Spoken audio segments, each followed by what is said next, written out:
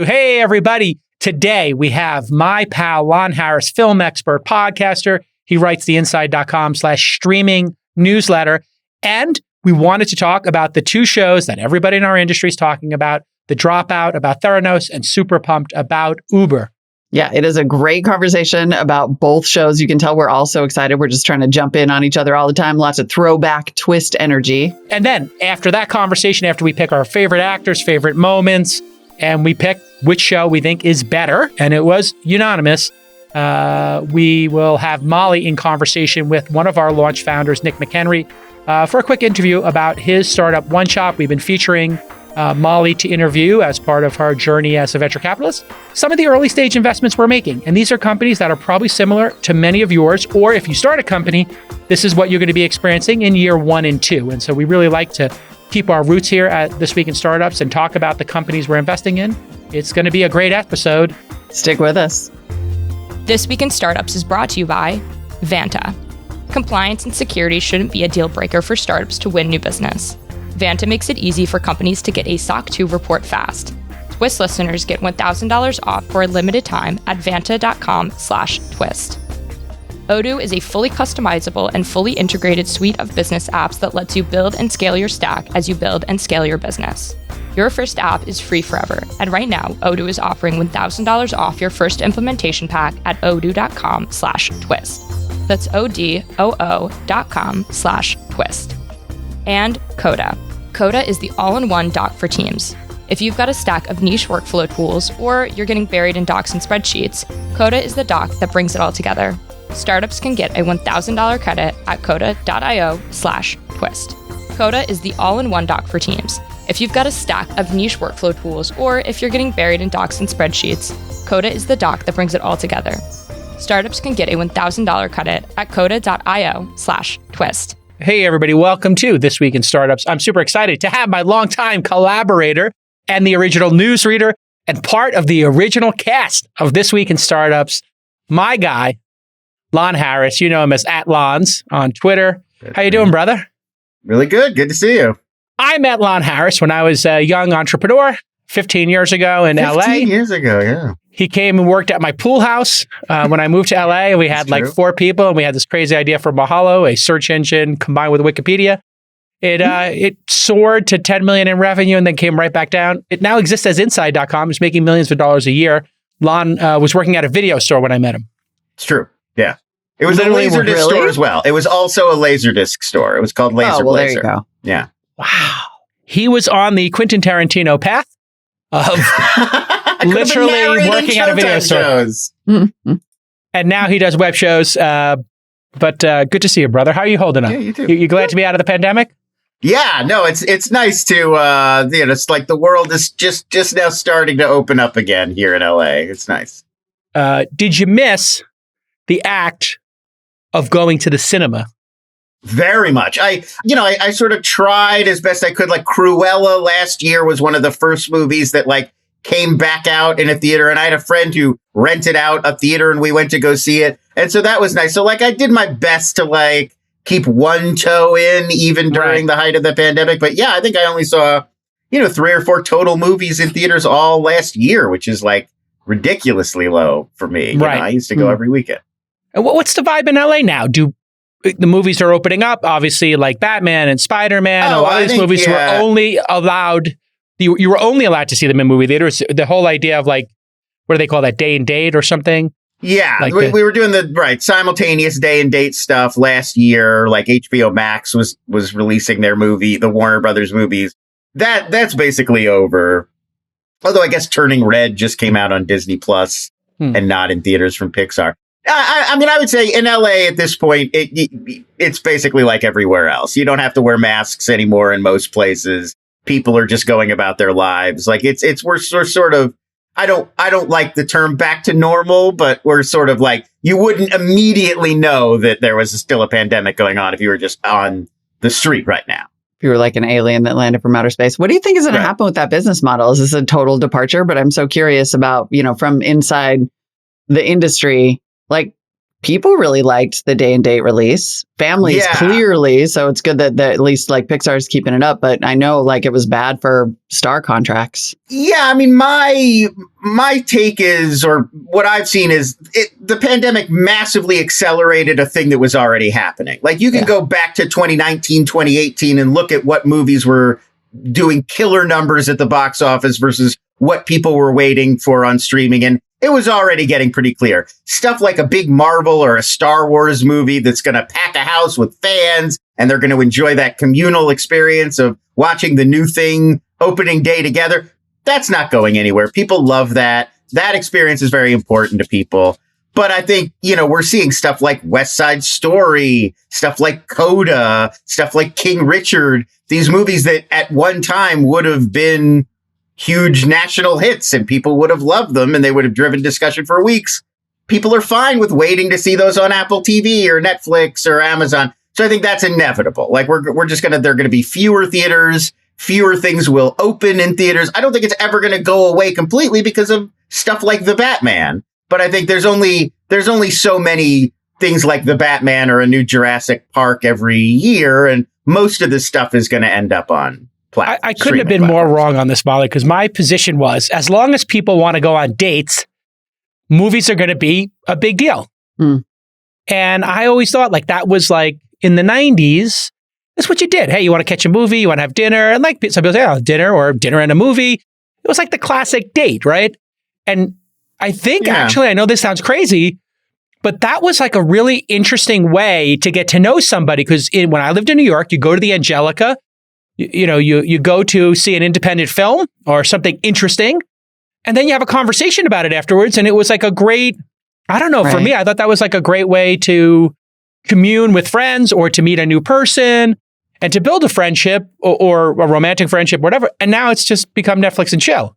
It also was a good way to figure out what kind of person you were on a date with. Like, are they a movie talker? Are they a loud chewer? Yeah. Are they an octopus, like a grabber once the lights go out? Yeah. Like you could really learn a lot. This, I feel like, is probably the point where we should say, for people who don't know this already, aren't longtime Twist listeners, that Lon Harris writes the Inside Streaming newsletter, which is why we immediately jumped in and jumped all over him with the streaming questions. Yeah. Right. So it's context. I think the ritual of movie going, to me, I feel it's almost like bowling or mini golf or any of those other kinds of activities. Like there was a peak of popularity when there was probably a lot more of it, but it's not gone completely. Like you could still go to a bowling alley in most towns.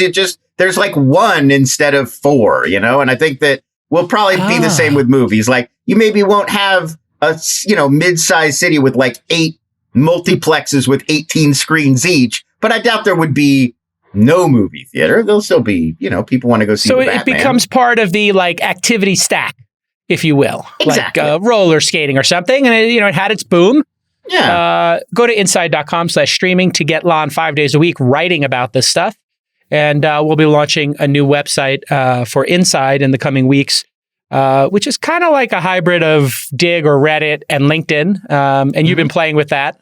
Yes. Lon? In fact, for the last few days, I'm double posting a lot of these stories. So I'm putting them in the newsletter, and then we're also throwing them into the social news app.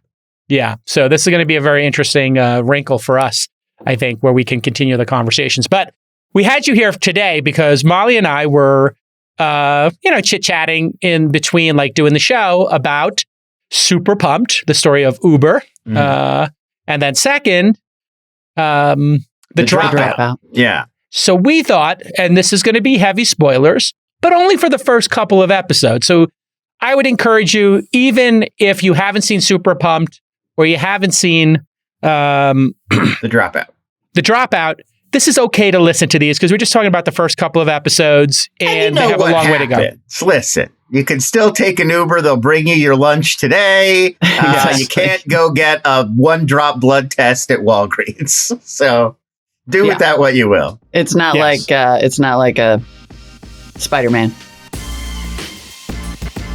Listen, when you're a founder, it's fun to trade your craziest stories with other founders. Recently, Balloon CEO Amanda Greenberg, one of Lunch's awesome portfolio founders, told me how Vanta's SOC 2 solution helped her save an important deal in the final hours. Balloon, if you don't know, sells SaaS productivity and collaboration software. And when they needed 10 documents in place within 48 hours to close a very important SaaS deal, well, Vanta saved the day by supplying customizable templates and helping them through the process to close. So if you don't have your SOC 2 tight, you can't close these major customers, and Vanta's gonna really help you get that done so quickly and so easily. Vanta's compliance software makes it easy to get and renew your SOC 2. They continuously test against technical and non-technical SOC 2 requirements, and they partner with over 24 audit firms who have been trained to file SOC 2 reports directly within Vanta. And on average, Vanta customers are SOC 2 compliant in just 2 to 4 weeks. Compare that to 3 to 5 months without Vanta. And guess what? Vanta's going to give you $1,000 off right now. So get the $1,000 off at vanta.com/twist. Once again, Vanta, VANTA.com/twist for $1,000 off your SOC 2. I think we got to start with what I think is the better show. I'm coming out with what I think is the better show. I'm curious which this is going to be. Okay. Obviously, I'm very close to Super Pumped as, I was maybe the third or fourth investor in Uber. I don't remember. I keep waiting to see who they've cast as JCal. So you far, would think you've not that I would made come an in. They appearance. mentioned angel investors a couple of times, but I don't think I made it because I'm friendly with Brian Koppelman and he would have told me. Oh, okay. But I think the far superior show right now for me, 2 episodes into Super Pump and 4 episodes into The Dropout, is clearly The Dropout. It's a much better show. I have just one observation to start with, which is this performance is so good, I cannot stop watching. And my test now for a show, if it's keeping me, is when I'm watching it, does this device become more alluring to me? And when that woman is on the screen playing Elizabeth Holmes, Amanda Seyfried. Mm-hmm. Amanda Seyfried, when she's on the screen, I don't pick up my phone, or I happen to pick up my phone and I hear her voice, I put my phone down. I don't know if you've had this, the quick 20-second rewind, 2 seconds, like I got to watch that play again. I think this performance is going to win everything. Lon, am I crazy? No, I agree with you. I was Molly and I were sort of talking about this a little before we went live. I think that to me, the key differentiator between these two shows is The Dropout it's not trying to give you the here's the lowdown on the startup world. Let us show you what Silicon Valley is all about. It's really delving into this person, her psychology and her outlook and who she is and how she sort of created this persona for herself. And I think and her weird relationship with Sunny Balwani and Naveen Andrews and that stuff. And I think that to me is much more interesting, and it gives them a lot more to play with than Super Pump, which is trying to really do the Big Short. Here's what happened. Here's the story. Here's the definitive Silicon Valley show. And we're going to take you behind the scenes at how deals are made. And I don't know, to me, neither of them feels super realistic. So it's great that The Dropout delves more into the character study stuff. Is it the better show, Lon? Yes or no? I Which is the better show? I'm enjoying The Dropout more. There are scenes and moments and stuff I like from Super Pump, but it feels a little overblown. It feels like a little bit of a cartoon version of these events. Well said, to me. Molly. Yeah, I agree. I think Super Pumped is so loud. Just loud as a metaphor, and then also literally loud, so much yelling. And I agree. I think the cast of The Dropout is phenomenal. I think Amanda Seyfried should 100% win everything. What I'm finding, interestingly, is that now I guess it's 4 episodes of The Dropout, I think. And now that our Elizabeth has sort of gone full dark side, and there's less nuance and less exploration of the relationships and what made her that way, and less of her transformation, now I'm getting bored. Oh, you're bored by it. I was about to say it's riveting for me now. Really? I have a like different the take. Nuance and the transformation and the relationship, and watching her kind of obsessive desire to become the person she's going to become. And now we have this very sort of cartoony Walgreens deal thing, which is fun, but less. In fairness, when we started to see Anakin Skywalker turn to the dark side and kill the Sand People, that's when I was on the hook. Yeah. That's when I was watching that and he kills the Sand People and then he force chokes Padme and now he wants to kill Obi-Wan. Mm-hmm. That thing came to a crescendo for me. So I like the dark stuff. You're happy about full villain. I like the villain, but it's an apt metaphor though, because they are treating the voice and the turtleneck and the Steve Jobs thing. Oh my as God, her, yes. like Darth Vader moment. Like they even like kind of preview it. Like here's her getting her iPhone and like it's coming. This transformation. Yes. The dark arts have some things that only the Sith can teach you if you want to save Padme, right? Like. Yeah. And like those scenes of her practicing the voice in the mirror and like getting. So let's go to favorite scenes. Those are so good. Let's go favorite scenes. She's nailing the voice stuff. It's really good. Favorite scene, Lon. Take a minute to think this through because I started writing notes because I would like to make this a reoccurring thing. Like maybe every couple of weeks we have you on and we do this. Sure. Maybe I'll send you next. We got to talk about that Apple show Severance. I'm fascinated to get your. Okay, to get your take that on will this. be next on the docket for we Watch gotta Club. talk about that. That's purely fictional. That's sci-fi. That's not based on a real thing. Because that Ben one Stiller, the WeWork one. Let's put those on the docket for the next conversation. All right, but we got to stay focused here because I listened to a show called The Watch and from the Ringer Network, and they're very focused and tight when they do their critique on this, and I want to learn how to do critique from Lon as well. What's the show you do, Lon? You do a couple of shows. You do any review shows now?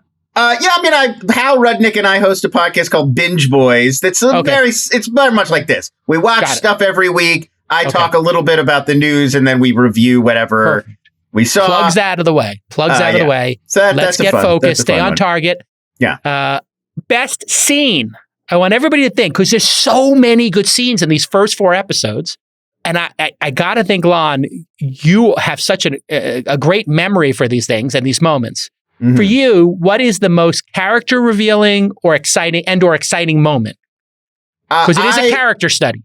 Yes. I really liked, I think all of the stuff with Elizabeth and her, she's got a bunch of these sort of like older mentor figures in her life. Yes. And I think that like Stephen Fry is really good as Ian Gibbons, the sort of chemist who was working with her. Unbelievable. And Bill Irwin is the one I was Channing, I don't remember. He's her mentor from Stanford, her like faculty advisor who joins the board of her company. Yes, Bill Irwin. Yeah. Their scenes together are really fantastic. And it's that, it's a tough thing to capture that they're colleagues. He's also a professor. There's layers to their relationship, but he also has sort of these paternal kind of protective feelings about her. And I think that what the show does really well is show you like how she was able to get away with this for so long, because there were a lot of people who had conflicting feelings about her, felt weirdly protective. They're also playing with this in Super Pumped and like how Bill Gurley feels like both a rival and a mentor to Travis.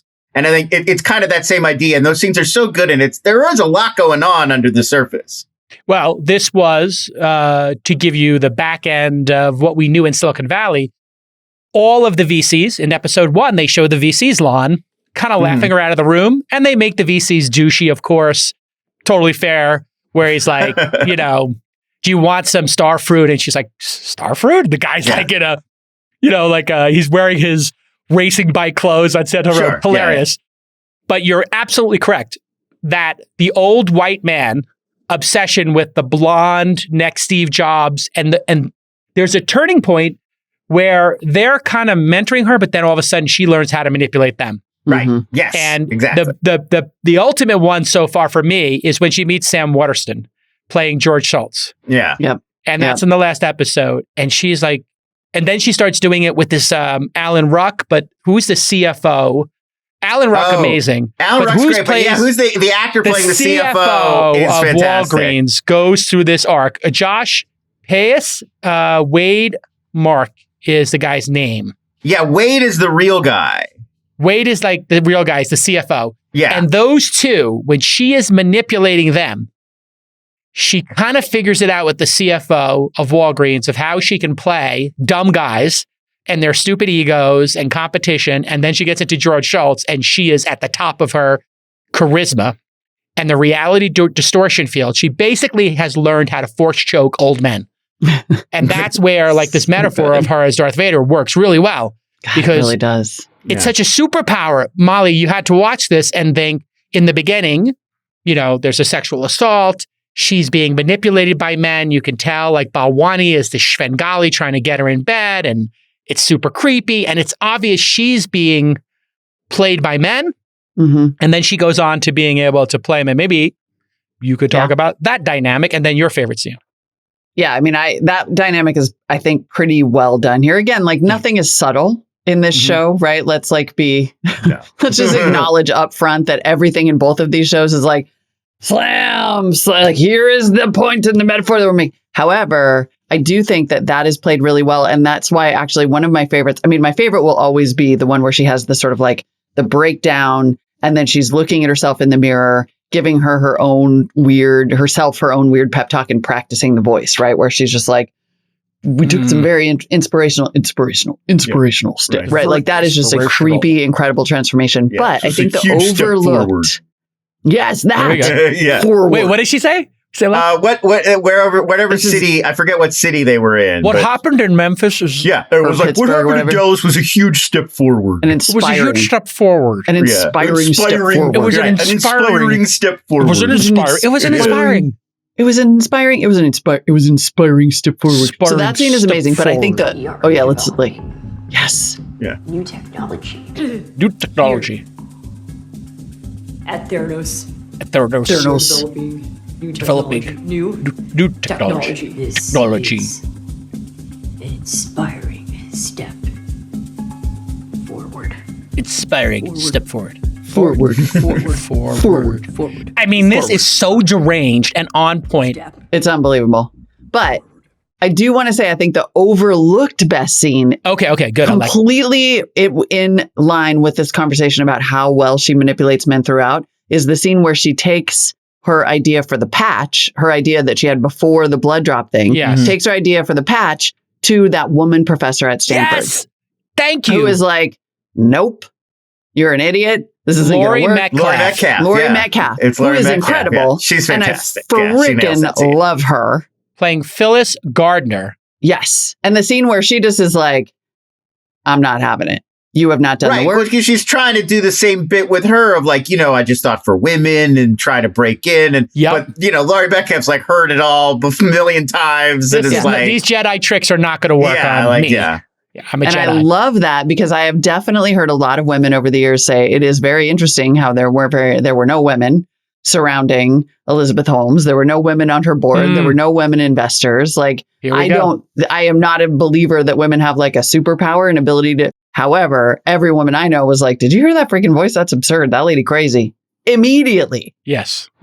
So good scene. Great scene.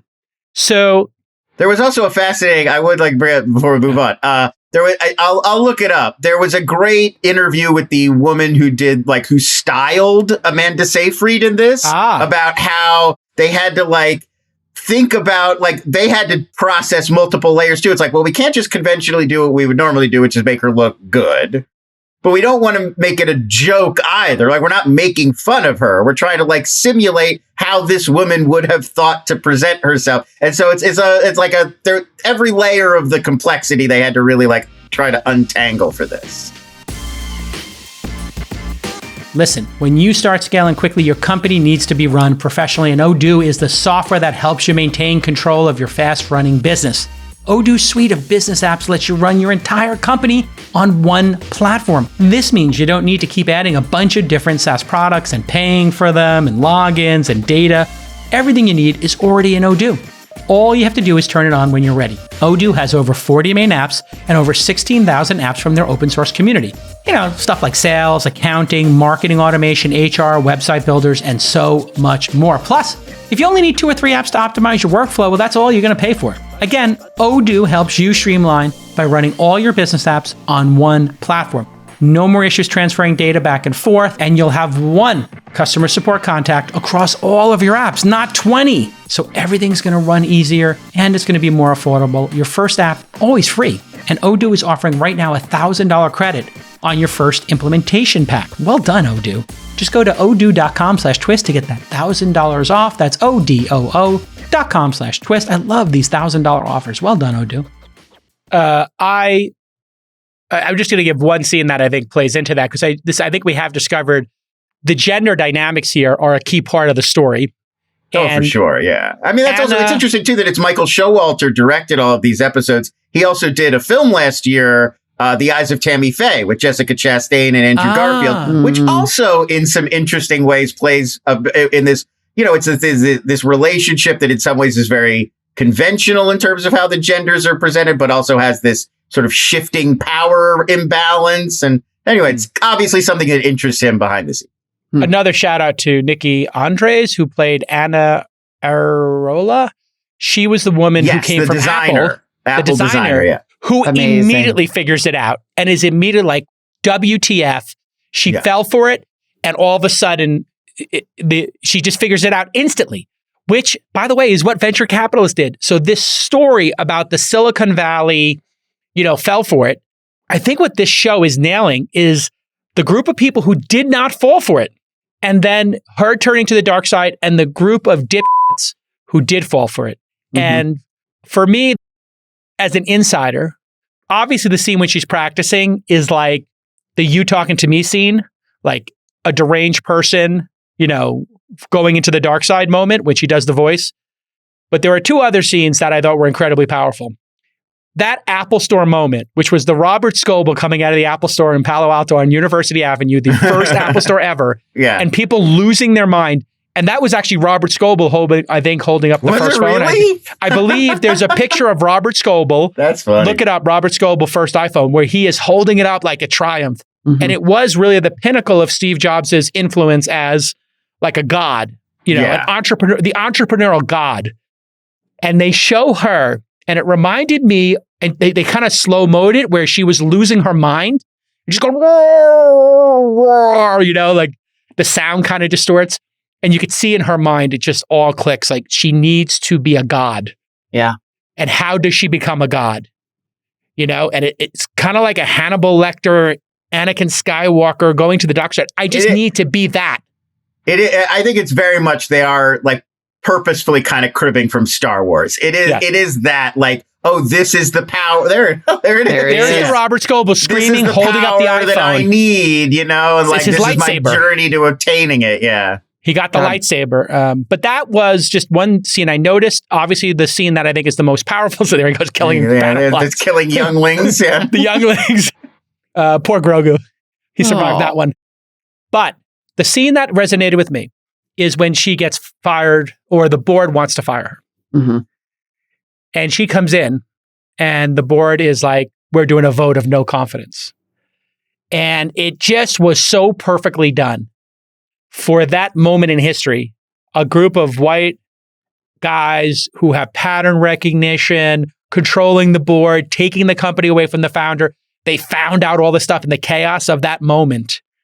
I've been in the chaos of that moment where a company is flipped, everybody's millions of dollars in, and the fear and the panic and the who's going to fix this, that moment of intensity where she starts crying, and then she's like, oh, wait a second, I can manipulate all of them. You're right. I do need mentorship. I do need your help. And I think that's the cliffhanger of episode 4, or it's towards the end. Well, yeah, she tells them at that moment that she is going to bring in Sonny, and then we go see her like have to sell Sonny on it. Like, right. And then she's like, and Sonny's going to bring $20 million. Yeah. So now she's manipulating the Svengali, who was basically trying to groom her for sex and to manipulate her. She's got him for $20 million. I know I don't mean to make you throw up your sandwich. But it's true. But it's true. And now she's gone from the manipulated, assaulted, weak thing to now the Sith Lord, and she is going to run the table on all of them. It's in a way triumphant. Oh, it is. And we don't know. What's so cool about that scene, too, to piggyback, is we don't know if that was her plan all along, or if sort of she thought of it in her tears, right? It's sort of like because she does that crying thing, which works on old guys. Like, just saying, works like a charm. Yeah. Cry every time. You said it, not me. It's true. It's true.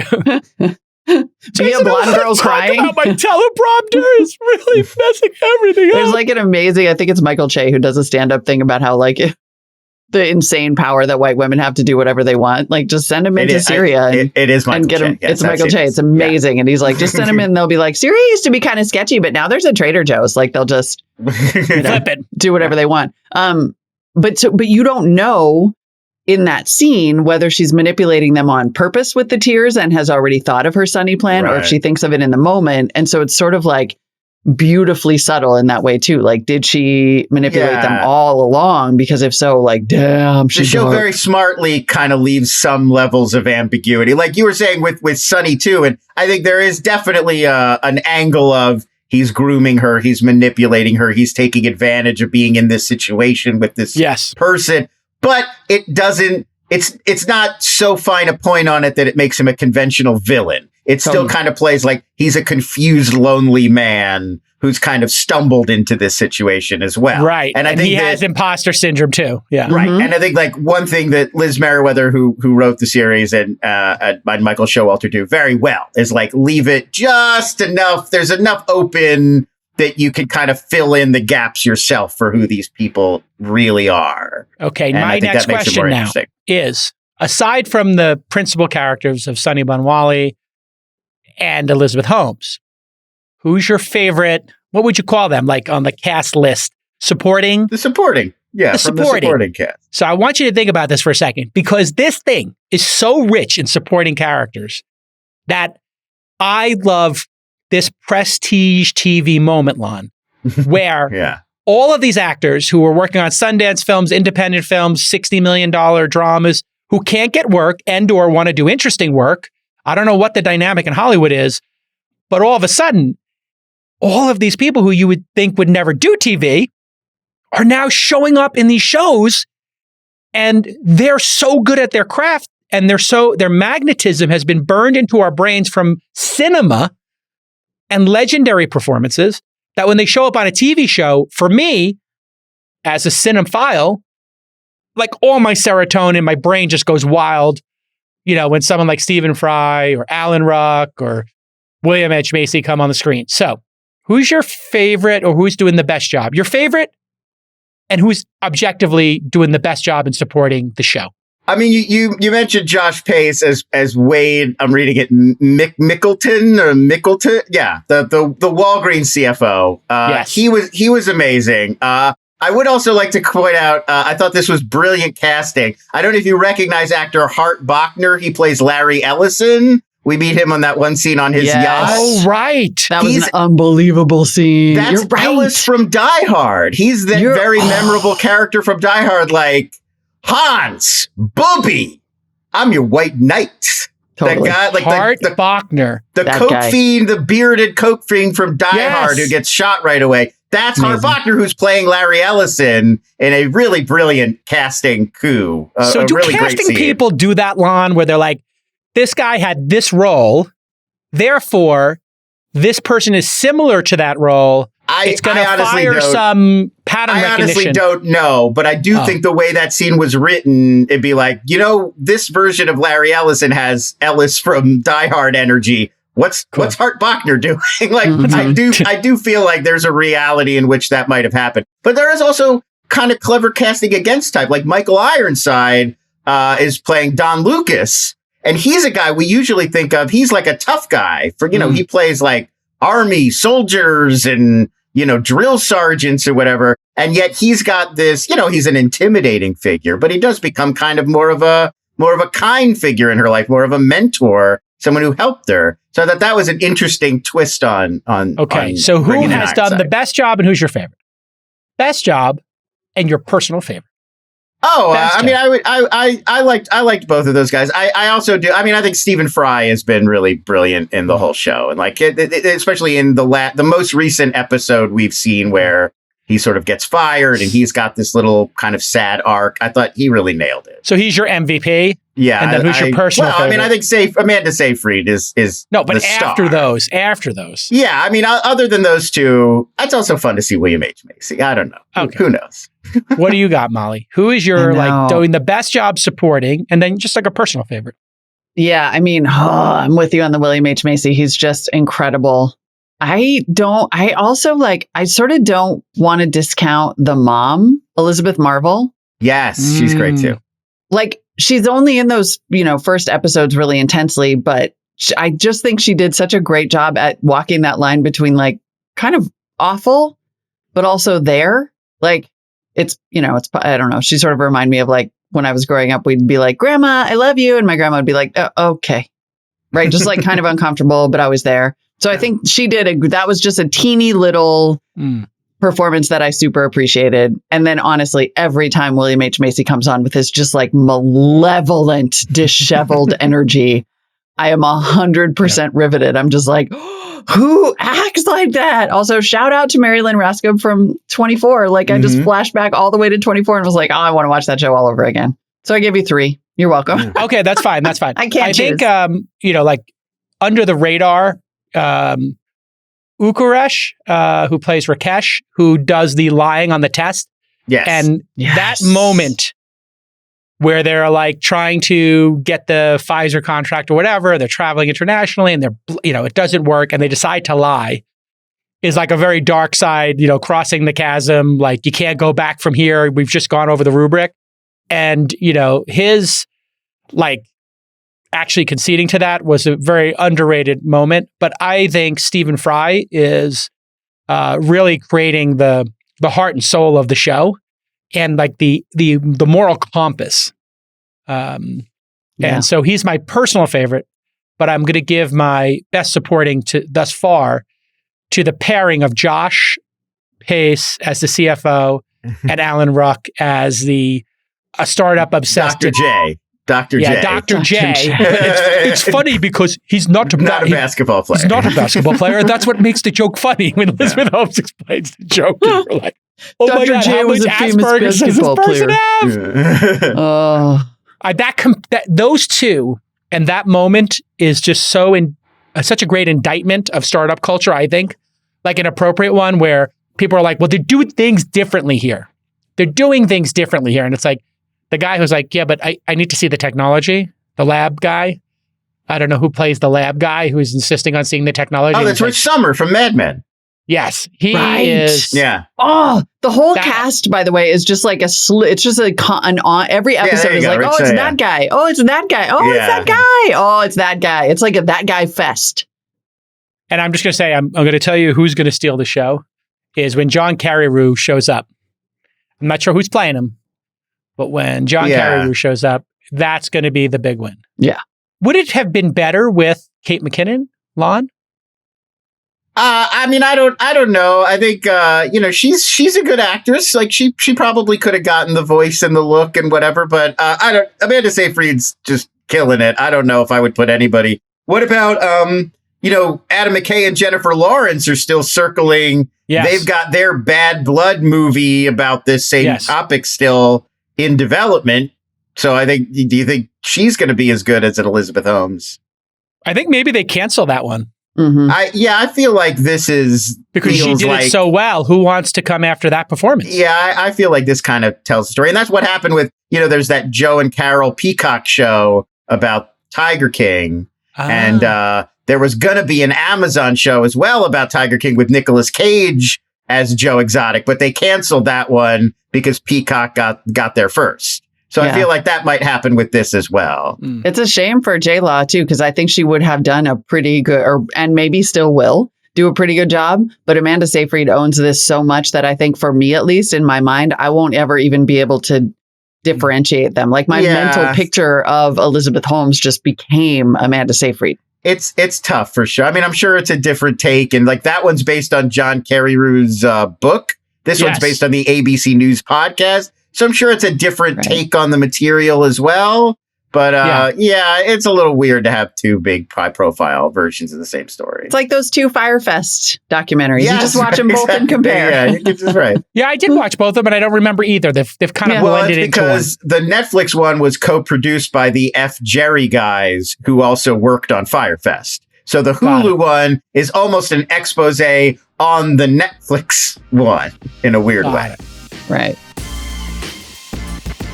Last year, I interviewed Coda CEO Shashir on episode 1160, and we spoke about the productivity renaissance going on in big tech right now, and that's what Coda is all about. In Coda, your text and tables live together in the same document. and it helps any team collaborate more efficiently. They've got thousands of templates to work with, or you can take the playbooks published by some of the best innovators out there and you can use them for yourself. Coda works right out of the box and is completely customizable. So you're going to create a wiki or a knowledge hub for your team. You can onboard new hires quickly, and you can adapt fast to any major or minor change in your business. Here's how we use Coda at This Week in Startups. My guy Presh made us an upvoting system on Coda for questions and topics for Twist. You go to thisweekinstartups.com/questions, and you can submit questions and topics that our producers might include in the show. And people can vote them up and down. How awesome is that? And you can go find that template on Coda's website, and you can start your own Q&A for your podcast or maybe an internal meeting you're having. That's the power of Coda. They're going to start you on second base, third base. You're going to be on the way home in some cases. Coda has an amazing startup program. They're going to help you optimize and support your docs. Just go to coda.io/twist, and you're going to get $1,000 in credits. I love this $1,000 credit. coda.io/twist. Coda.io/twist, and get that $1,000 credit now. I don't know how long it's going to last. All right, so should we now move on to Super Pumped? We have to move on to Super Pumped. Got to talk about Super Pumped. I am far too close to this, and watching Kyle Chandler play Bill Gurley and Joseph Gordon-Levitt play TK makes it impossible for me to stay in the show. And so now I've learned what Preet Bharara or Steve Cohen, when they watch Billions, their problem with they probably can't watch the show because they're constantly being taken out of it by knowing the principles and saying this is nothing like the reality. But I don't know, because how do you feel, Lon? I don't know these people. I mean, obviously I've worked in tech startups and startup companies. I don't know any of the principles involved in the show. But it does have a realism problem. It feels more like, I was saying to Molly, I think before we went live, to me, this feels more like Wall Street or Wolf of Wall Street or Glengarry Glen Ross or Boiler Room than any real workplace I've ever been in. Like, it feels like a movie version of these events. But not as good as any of those. Also, not right. It's not Glengarry. David Mamet didn't write this bad boy, but you get what I'm saying. Like, in that, it feels like an attempt to sort of riff on that style of storytelling, or The Social Network. I mean, that Fincher film and Sorkin's style in general. I feel like they're kind of cribbing from. People always say that The Social Network is the best film of the 21st century or something, or some people say that, or it's in the top 10. I do not say that, but... You do not say that. Why are so many people obsessed with that film and the screenwriting and the dialogue, which to me feels almost too over the top or overproduced? Am I right? That Sorkin style of people don't actually speak like that in the real world? Yeah, I mean, Sorkin, he's a playwright. And I mean, there's a theatricality to everything, like to certainly that Chicago 7 movie and the Lucy and Desi movie had it too. And West Wing is very like they're all at work giving monologues to one another too. So I think you that kind of comes with the territory. I do think it's a pretty good screenplay because it's so structurally like complicated. Like you're jumping around in time. It's multiple lawsuits. It's flashbacks. And yet it's always like very clear. It's never confusing. Like you get exactly what the beats are. I think it's a good movie, but I don't think it's like definitive. Like this is the only way to tell a story about a startup. And it has influence. Like every other startup story now feels like it has to like nod to what Social Network did in some way. Got it. And I think this is like, we were saying this before the show, this feels like poor man's Aaron Sorkin, the writing. Like it's so forced. It's such a sort of obvious attempt. I have to go back though and say I won't hear a word against the West Wing. Unfortunately, it's just after that. I don't hate it. I'm just, it's or Sports Night. But after that, Sorkin became a caricature of himself. And then now Super Pumped is like a caricature of the caricature that Aaron Sorkin became. And it's just so forced. Like there is nothing authentic feeling about it at all. So I feel like even if you don't know, I know the characters in a very removed way, and it still is just like, ugh. It's all like a journalist who covered them. Yes, they're not your friends. It's cringy. Yeah, like it is actually cringy to me. It feels a little on the nose. So that's what you're always trying to sort of avoid when you're telling this kind of like, we're going to give you the real behind the scenes story of what really goes down in these Silicon Valley. Like you have to, if you're going for that kind of authenticity, you have to like land it. It has to really feel like this is what these guys would be saying to each other in these rooms. And it feels a little bit too like explanation. Like you're bringing the audience in and like, here's what a deal is. And it's like, no. These guys would just be talking. They're all immersed in this world. Yeah. And velicious is what is a word I may have invented for this or stolen from. Yeah. I just like the scene where TK drives Bill Gurley home in a Uber and they're like outside of his mansion and, you know, it's a rolling gate and they're like, you got rid of the cabs just so that we get picked up. And he's like, yeah, and you did this. And it's like this like 4D chess is going on. And like, I was there for all this stuff. And he's like, I'm your VC. Am I your VC? I think you're my VC. And I'm like, this is not how these conversations happen. Right. Because for these guys, this is work. This is like their job. Yeah. It's not this like, it's not a movie scene that's like so, you know, special and like dialogue-y and theatrical. Exactly. It's more like, what's the valuation? Okay, how did you come to the valuation? And then I'm so glad you're saying this too, because I did have this moment of like, wait, am I doing it wrong? Doing that? Like, am I supposed to be like, finish my sentence? And I get that you can't go for pure mundanity. Like, that's not what people want. They don't want to watch a show that feels like a day at work for people. Like, it has to feel exciting and dramatic in some way. But it's a balance. You can't go too far. It feels like what this show feels like, which is cartoony, like an over-the-top, overblown version of all of these conversations. Mm-hmm. Yeah, it's literally, I was just realizing, it's like two of my best friends are the two principals. Like, literally, and I think that's why it's just so impossible to watch. Well, then, okay, I don't want to put you on the spot then. Okay, no, go ahead. At all. Go ahead, but put me on the spot. You can put me on the spot. Whereas Amanda Seyfried as the Dropout is nuanced and you see her developing, and yes, she turns into the dark side, but there's like some Anakin there in the beginning.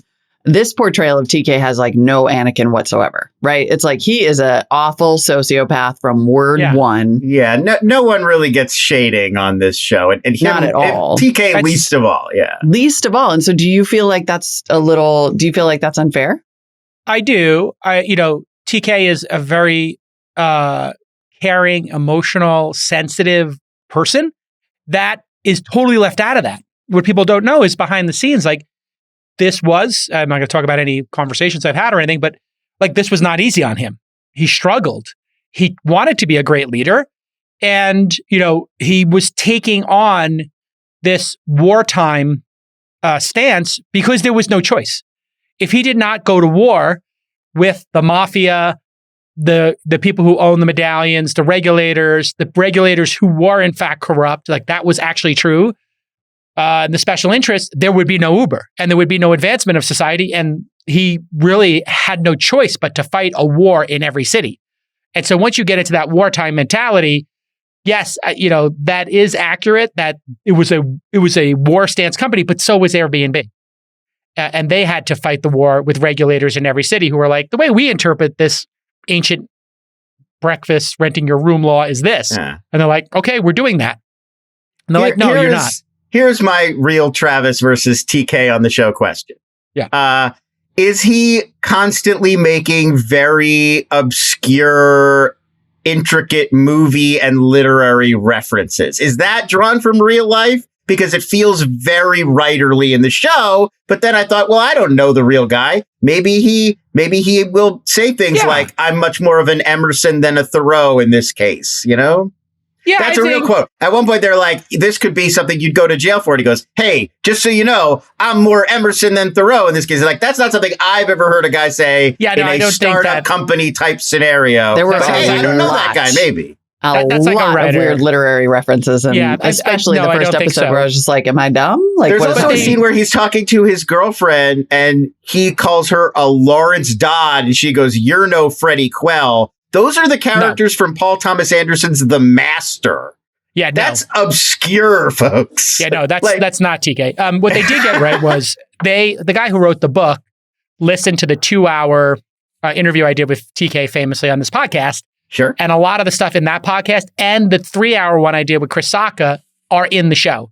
So the Wii tennis thing comes directly from the Sacca interview, where he was the number one Wii tennis player. And like when the Business Insider person who wrote like the Business Insider 10,000 piece said, like, I basically listened to TK on that special This Week in Startups 2-hour episode.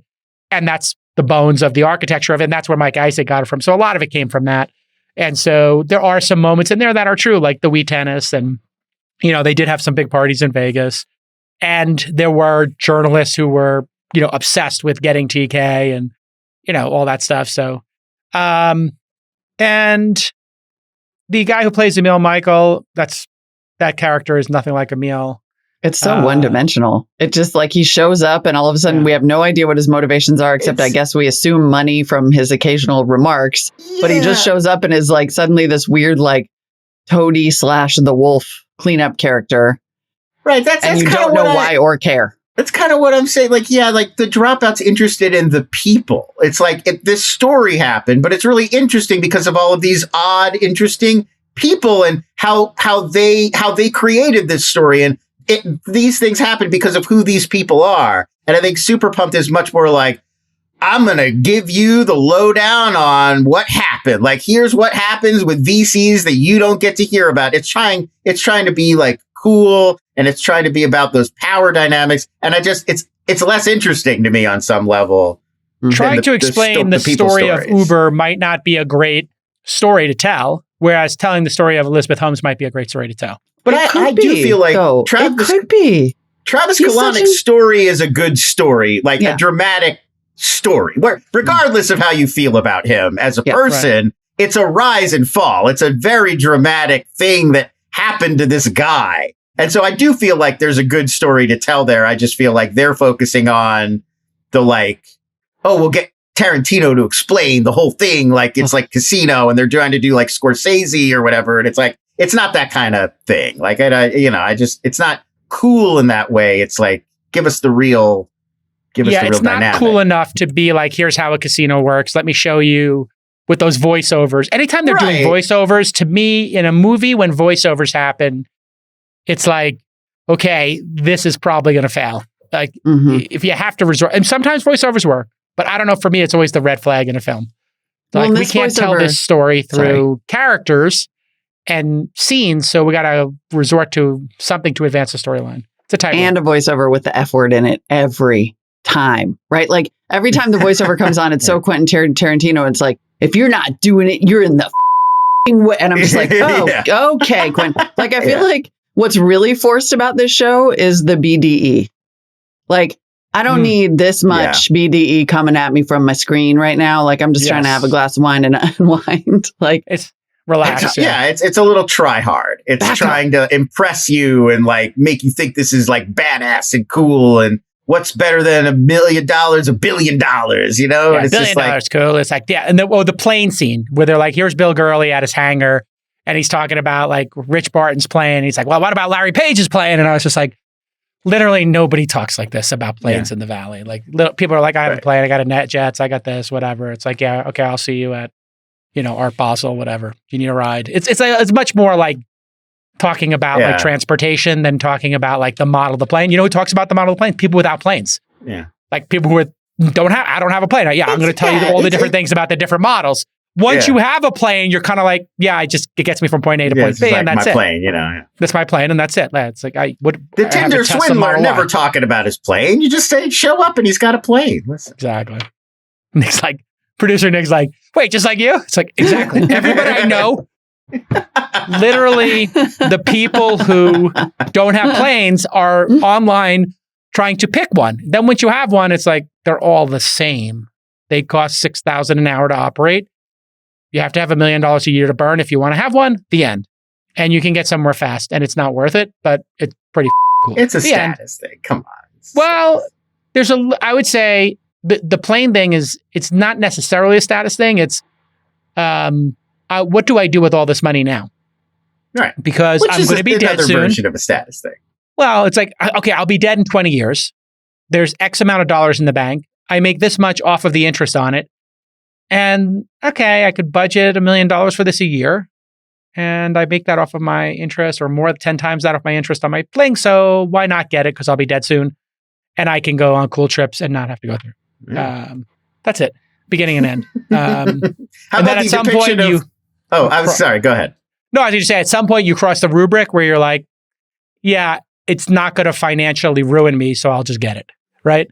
I was going to ask, my last thing was, have you ever met Larry Page? And what did you think of the depiction by Ben Feldman, also of Mad Men, another Mad Men? I didn't see I'm not caught up, so I didn't see the last episode with Larry Page. But how did he play? Did he play him as like very introverted and having the vocal cord issue where he's raspy? It felt cartoonish to me, but I have not met Larry Page, so I was curious as to how realistic I've had many hour-long conversations with Larry Page. It feels very much like wackadoo Silicon Valley, like like Mark Rylance in Don't Look Up, like, oh, you know, those head in the clouds, wacky tech guys where they can't focus for 3 minutes and they're off in their own world.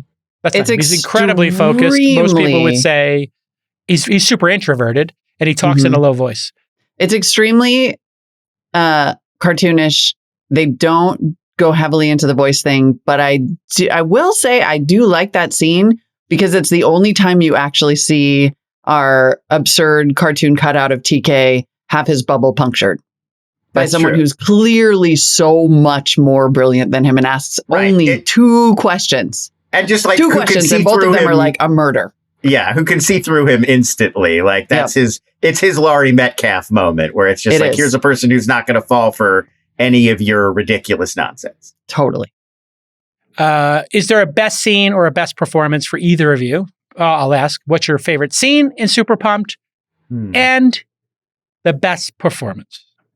Because we just went through unbelievable performances in Super Pumped. We were falling over each other to try to figure out, how many Emmys Amanda Seyfried is going to win and People's Choice Awards.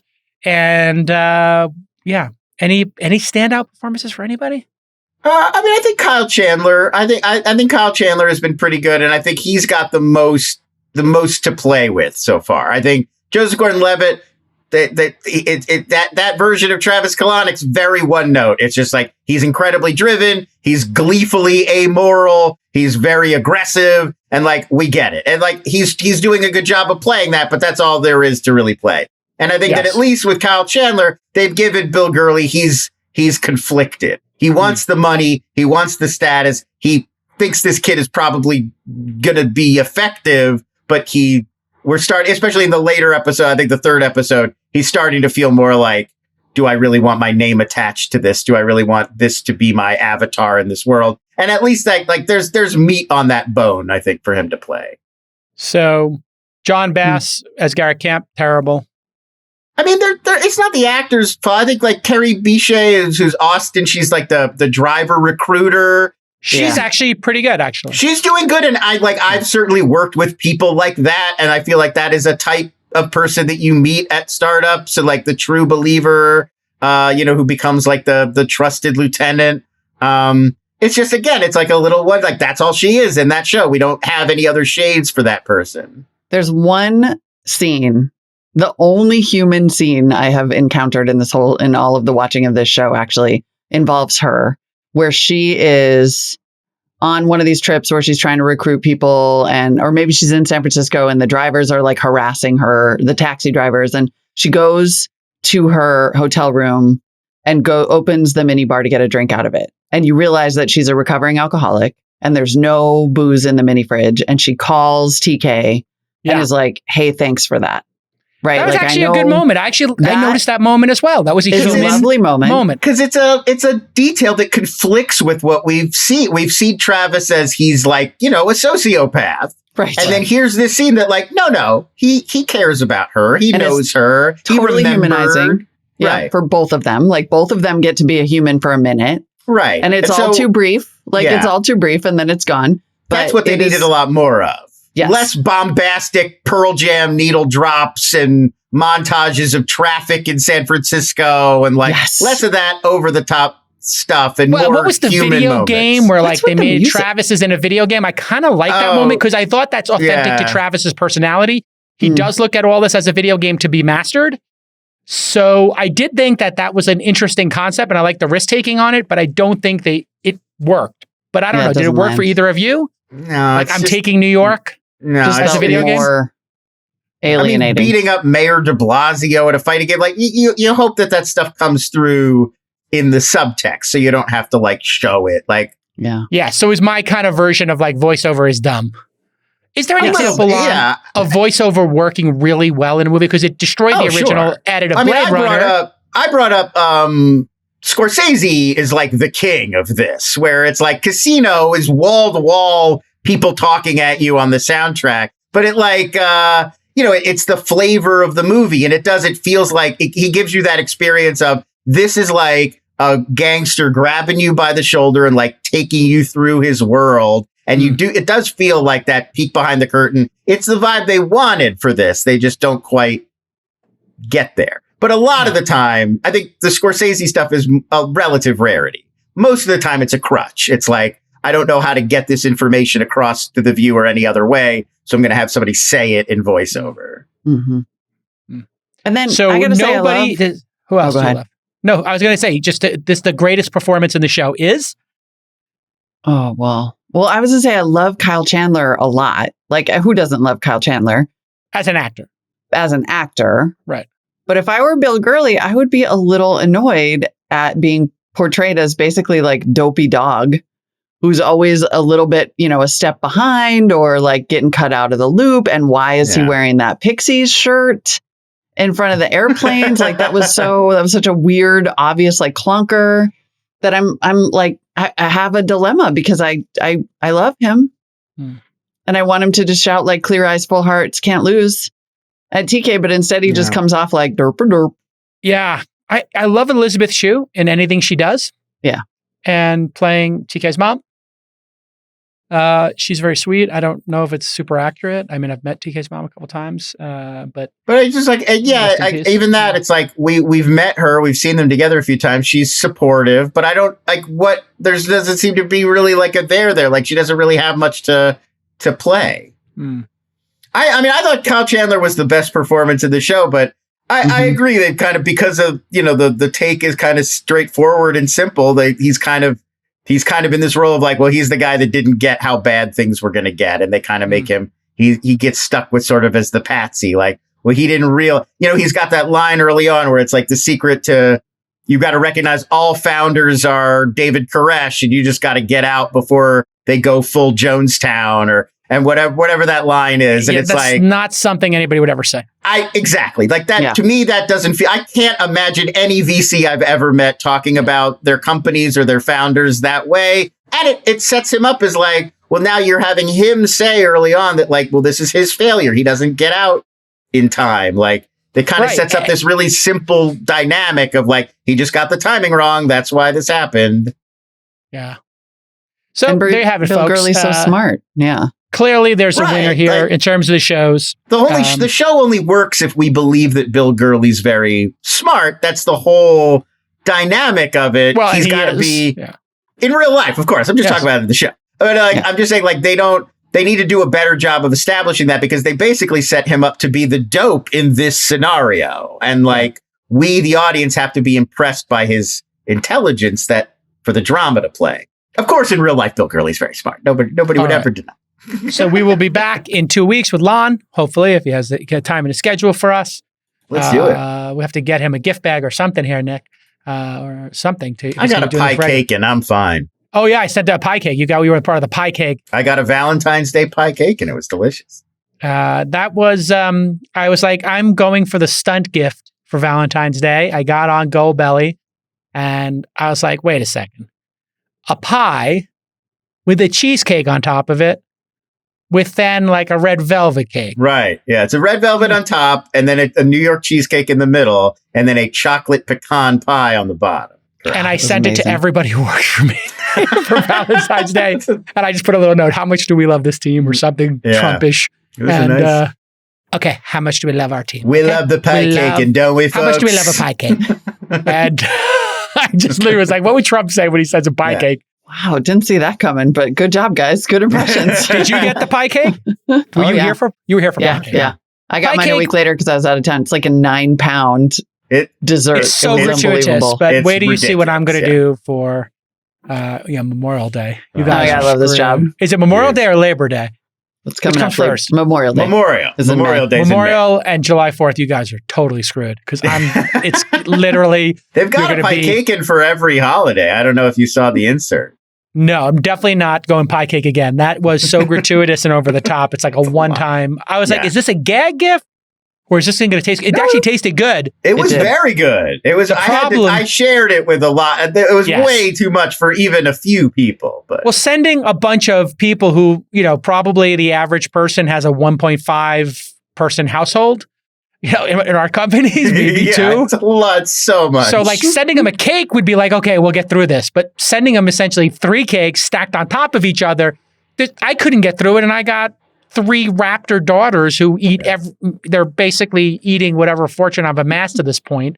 And I need to keep working because of the amount of blueberries and blackberries these kids eat. You can't get a plane because of the berries. Exactly. I could have a plane right now and it's all going to berry fuel. All right, Lon. So we'll have Lon back either next week or the week after to go over more episodes. And then the next show we've all agreed to watch is Ben Stiller's tour de force on Apple TV+. Severance. And I purposely did not watch it in real time because this weekly thing kills me. I like to binge watch. I'm an Ozark guy. I want all my episodes at once. If I have time for 3 episodes, 2, 1.5, I want the optionality. I think you've got 5 severances to catch up on at this point. So there's a few left to go in season 1, but you've plenty to binge already have been released. Perfect. That's what I'm looking for, is something I can binge. So let's do the first 3 or 4 episodes of Sure. I mean, I'm all caught up. It's okay. We'll try to catch up then. It is like troubling, yes, that's what I want. Mind sci-fi for sure. But I love mind effing sci-fi. So I don't know if it's like super. Get me out of the BDE friendly, like real world. I think it would be a hard one to binge because you have to stop and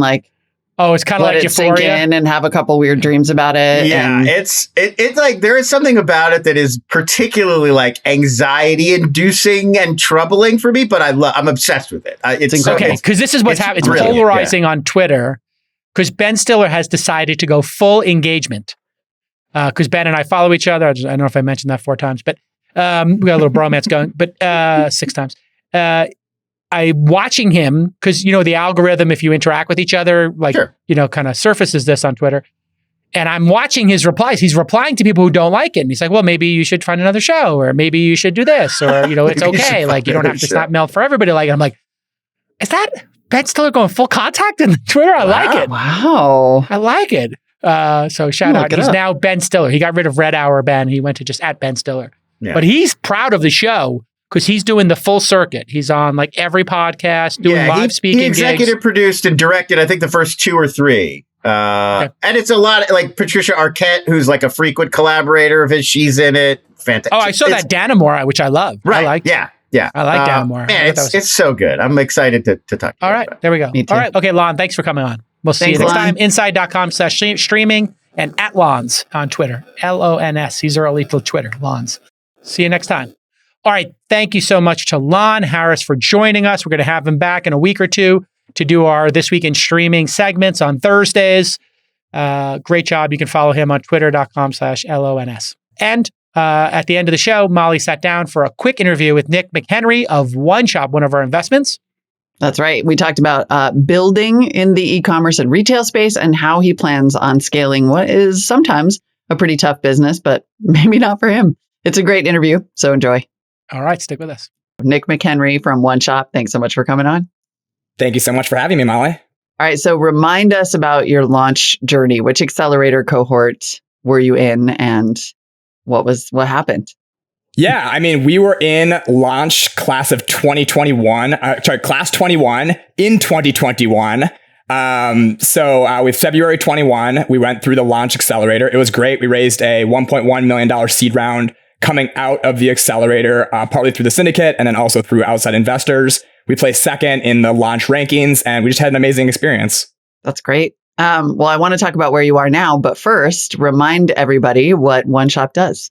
Yeah, absolutely. So OneShop is an omnichannel communication or commerce platform where we facilitate for physical retail stores the post-sale communication and product recommendations. So we facilitate text and email communication from either a salesperson level or from a local store level, of which customers can engage in a really fun shopping experience where they can get localized recommendations, they can favorite things, they can shop those things, they can pick up in store or buy e-commerce, and really just stay connected and get that physical in-store experience anywhere, outside the store or on their couch. You connect stores with customers directly through these multiple channels of communication, and then you help them personalize those communications?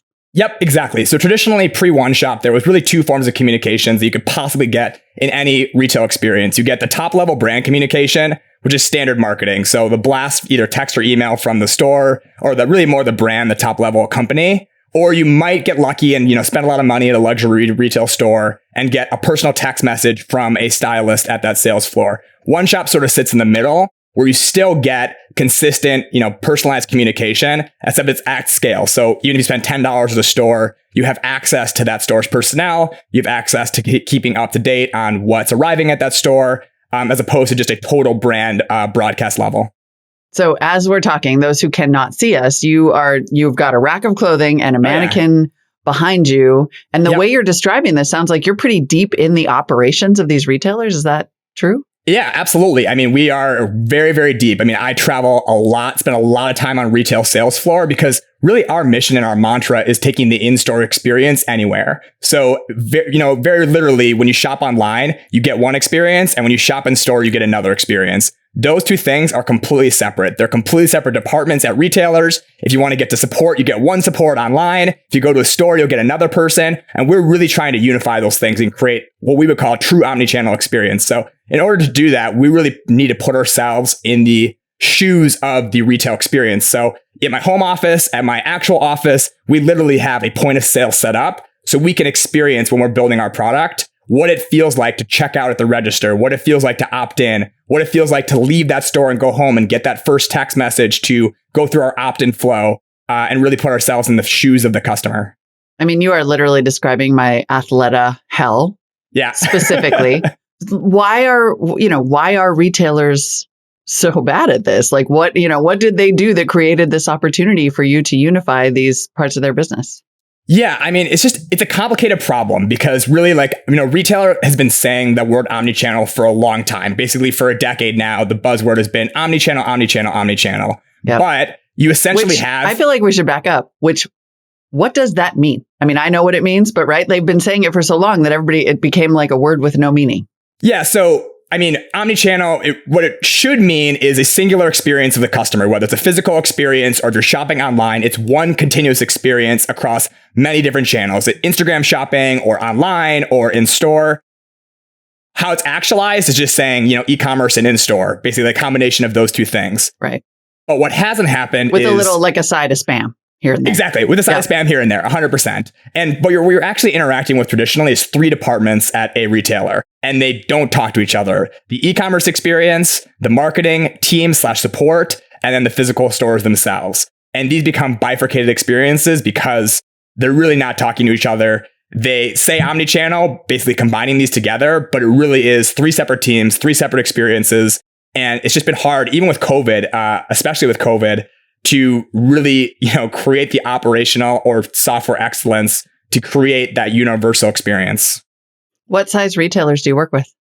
So we work with anything from Main Street to some of the largest enterprise retailers you could possibly imagine. The reality of it is that even in enterprise retailer, because our approach is hyper personalized, actually is a basically culmination of several small retailers. Most retailer, even if you go to a mall, is inline retail, which are traditionally 1,500 to 2,000 square foot stores staffed by, let's say, anywhere from nowadays it's really 1 to 5 people. If you walk into an Abercrombie, there's really only, 4 to 5 people working traditionally on the floor. So each store we see as their own individual retailer amongst this larger brand.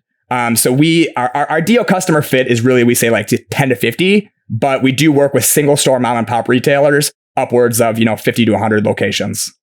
How does your customer acquisition work on both sides, the consumer and the retailer? Yeah, so we really focus on the retailer themselves because we essentially acquire the customer through the retailer. So because we integrate with their point of sale and e-commerce, we don't necessarily need to focus on that. They are opting into a OneShop experience, which means that the customer can get communication through OneShop, through any retailer they'd like to shop at. But we really focus on acquiring the retailer themselves, integrate with their point of sale, e-commerce, CRM, ERP, wherever we need to go. And then through our communication channel, start to acquire those customers through them. And then how does the business model work? Is it just the retailer paying you for the service, or do you also get sort of a cut of what customers are buying? Yeah, so we have a hybrid model. So we charge similar to, say, most e-commerce platforms, we'll have a SaaS fee that gets you up and running on OneShop. And then we will also monetize primarily the payments flow. So we'll monetize any of this hybrid community or hybrid commerce channel, which is any localized messages sent through us and any product recommendations sent through us. We take a small percentage of that sale as well. Gotcha. Are you also in the process of gathering like super cool data about what is most effective? Like how is text messaging working compared to Instagram? We have very cool data when it comes to all of these things because we see everything. We see the inventory flow, we see the customer in-store purchase, we see the online purchase, we see their marketing messages, and we see their one-shop communication. So we see, exactly what their purchase patterns are across several retailers, which messages when work and in which way, especially with, what types of products that customers actually wanting. Because we can see across, a large data set what they're not just buying, but in OneShop, we have let's just call it like Tinderification effect where you can favorite things or thumbs down things to sort of, give us further data on your personal preferences. So we combine that with sales history, size history, all of that to really get interesting data on even forecasting what, you might not even know yourself you might be interested in. Right. Do you imagine a universe in which you can monetize that data and use that pretty efficiently for retailers also?